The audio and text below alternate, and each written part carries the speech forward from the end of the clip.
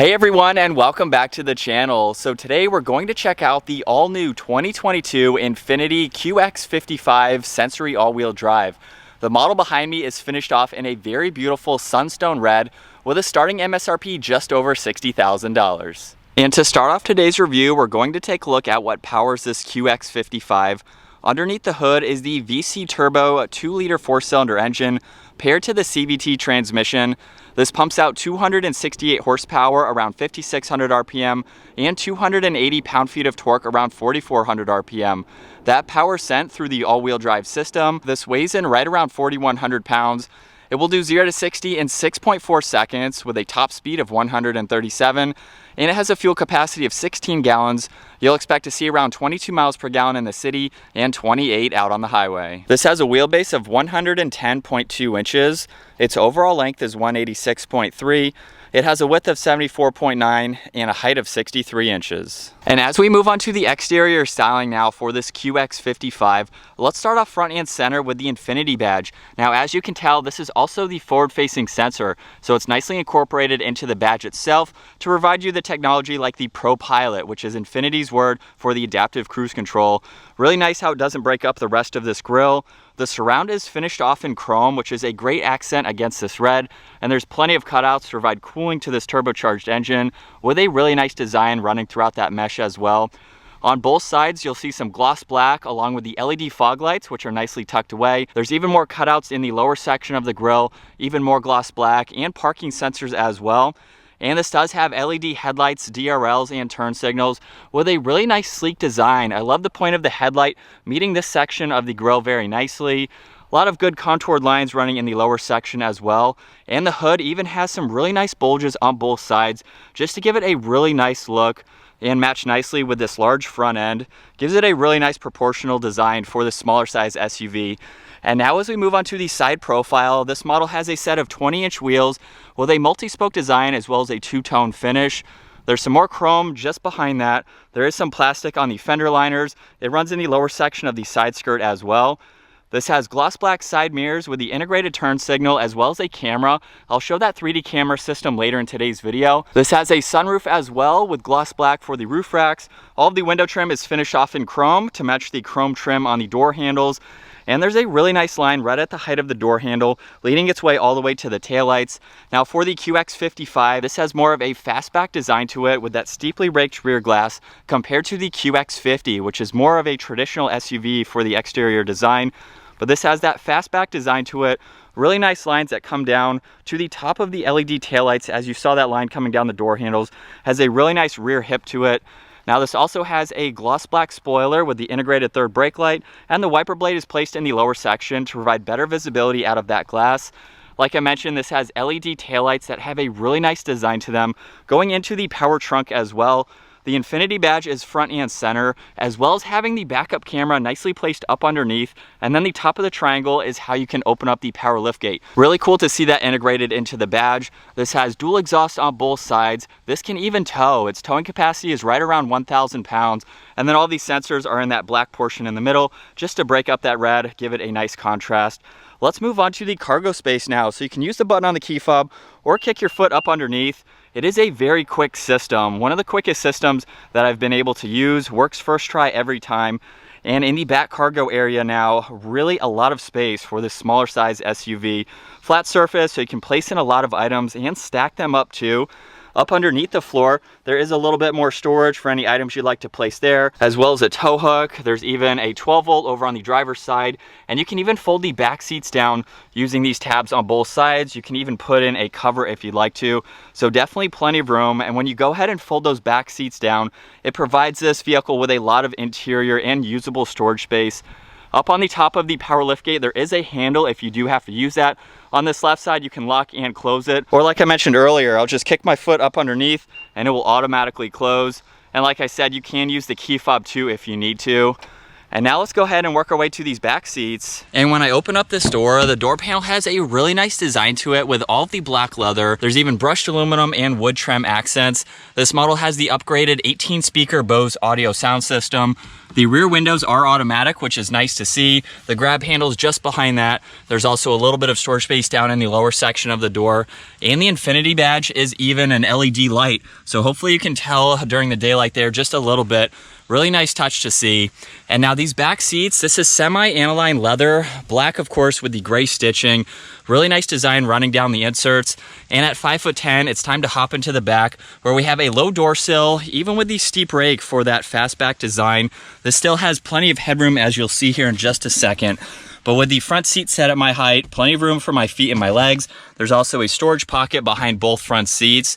The third climate control zone is right in the middle where there's air vents as well as the temperature adjustment. There's even a USB and a 12 volt so you can charge electronics.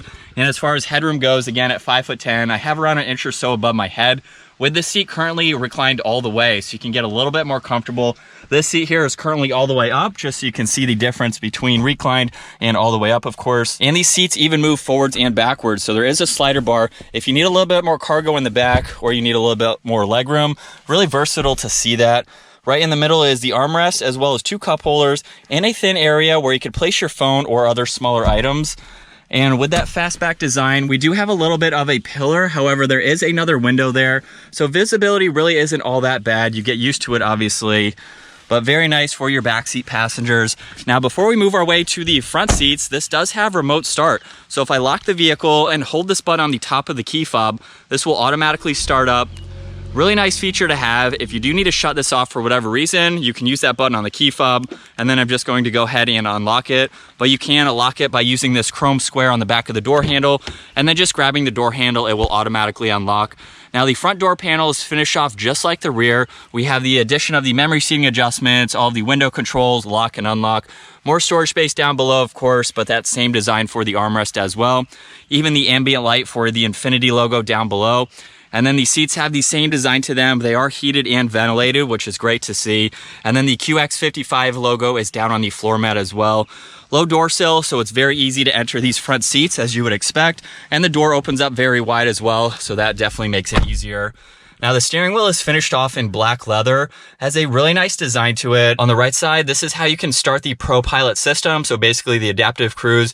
There's the distance pacing, you have your resume, as well as being able to increase the speed and decrease the speed. These controls will go through the center gauge cluster, which I'll show here soon. Over on this left side is volume as well as Bluetooth and voice commands. You can even go through the radio using that dial. And this does have steering wheel mounted paddle shifters on both sides finished off in black. But let's fire this QX55 back up now. With my foot on the brake, that button is located down below. We can bring this back to life. And looking at this gauge cluster, on the left side is the tach and the engine temperature, on the right side is the miles per hour and the fuel gauge, and right in the middle for that digital screen, using those arrows to go left and right. Currently you can see what would be the distance pacing, so that way it can monitor vehicles in front of you when you have that on and active. You can also pull up some of these safety features like the forward collision, as well as the lane keeping and the blind spot. There's also the engine oil, so you can monitor that as well. Any warnings that may appear will pop up on that screen. You can pull up audio, as well as a compass for the navigation. Look at some trip information, as well as fuel economy. So it's helpful to have all of that right in the middle. Over on this left side is the fog light and headlight adjustments, as well as a dimmer switch for the gauges. This has the active steering, which you can turn on and off with that button, as well as the parking sensors.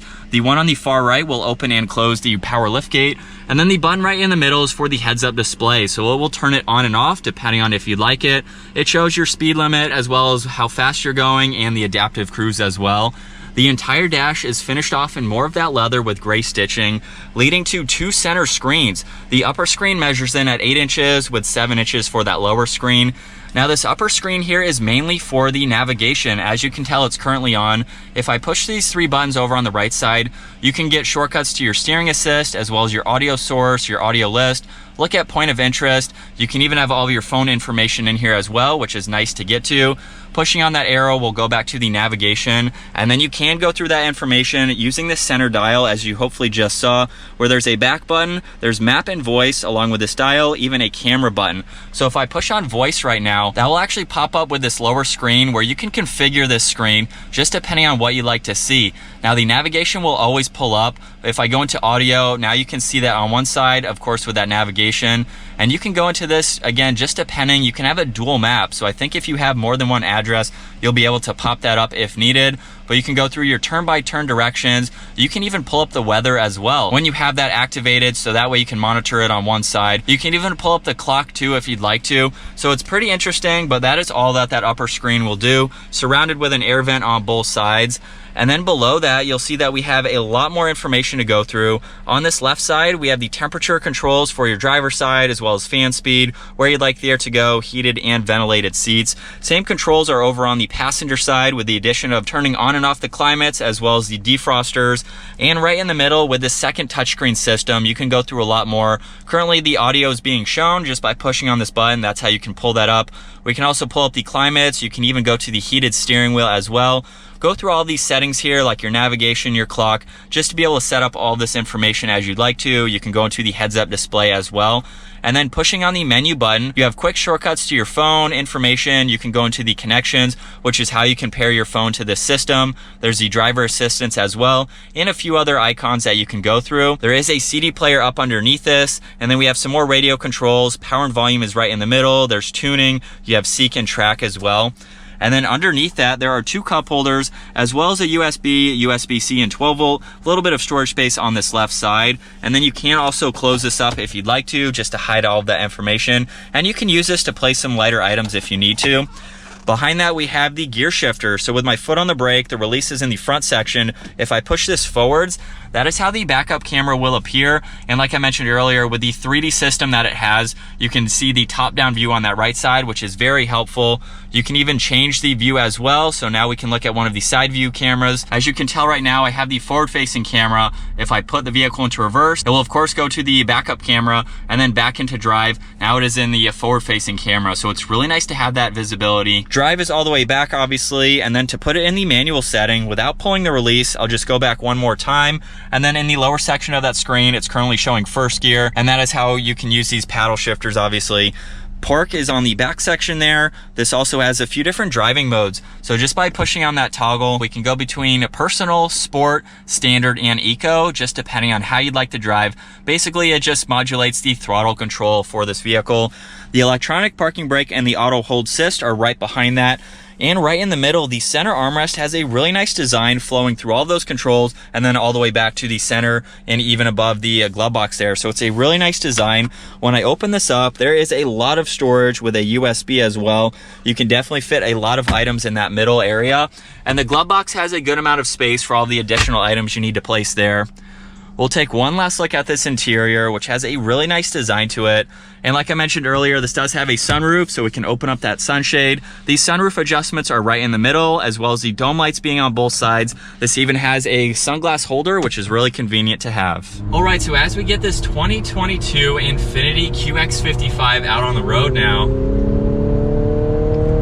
we'll give it a little bit of gas in sport mode. It's been a pretty peppy vehicle, I'm not gonna lie. It's not crazy fast, but driving it around the city, I can feel that it definitely has an adequate amount of power to it. I've been easily able to merge out onto the highway and just in general with traffic. So I don't think it's underpowered for the engine that it has. And this has been a pretty fun vehicle. I've been driving it the last couple of days just to get a little bit more familiar with this car.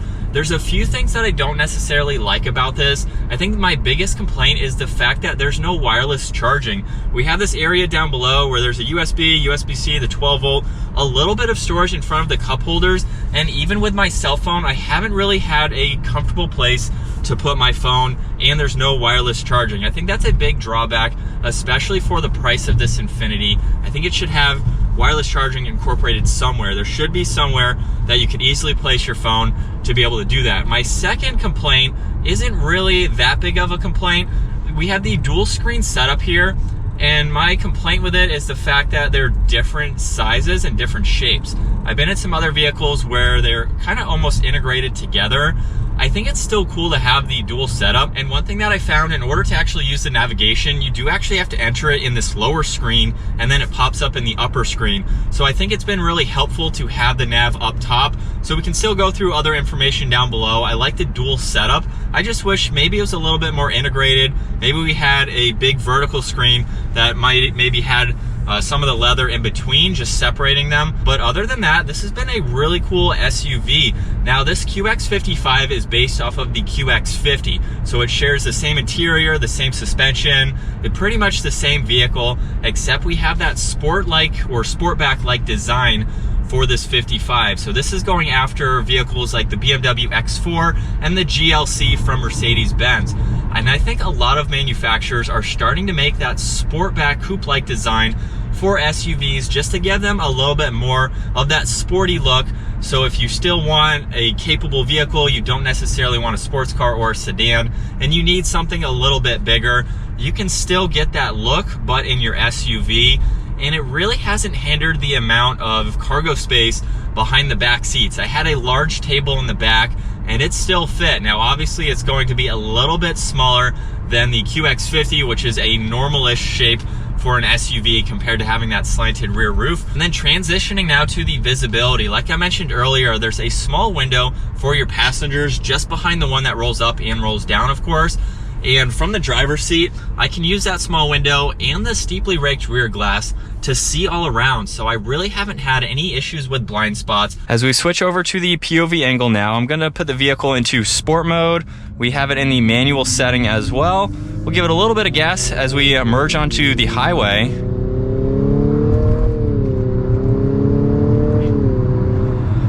And we are up to speed. Like I mentioned earlier, not a fast vehicle, but it's definitely peppy. And we have the driving modes there, which basically just input the throttle. Eco mode is very, very delayed, so I don't recommend using that unless you're already at a cruising speed. But now that we are on the highway, I have the adaptive cruise set. You will see the steering wheel light up green, meaning that the vehicle is in the center lane, and I had both my hands on the steering wheel. So I could technically let my hands off the wheel for a sec. We are going in a straight line, of course, but it will guide the vehicle. We have the distance pacing as well. So it's nice that it offers that technology as well as the parking sensors. You can turn on and off the steering assist and even turn on and off the heads-up display. But this has been a nice vehicle for the week that I've had it. It's very smooth and quiet for highway driving, so I have no complaints with that. Hopefully you can tell with the cars that are passing, it is a nice interior. It's very composed, very nicely laid out as well. And there's nothing overboard about this. It has all of the tech that you need, minus the wireless charging, which would be a nice addition, especially for this being the top trim level for the QX55. There are 2 trim levels underneath this as well. And that's gonna wrap it up for this walk around review and test drive behind the wheel of the all new 2022 Infiniti QX55 Sensory all-wheel drive. If you enjoyed today's video, give it a huge thumbs up. Consider smashing that subscribe button so you don't miss out on our daily uploads. I will see you all in the next video.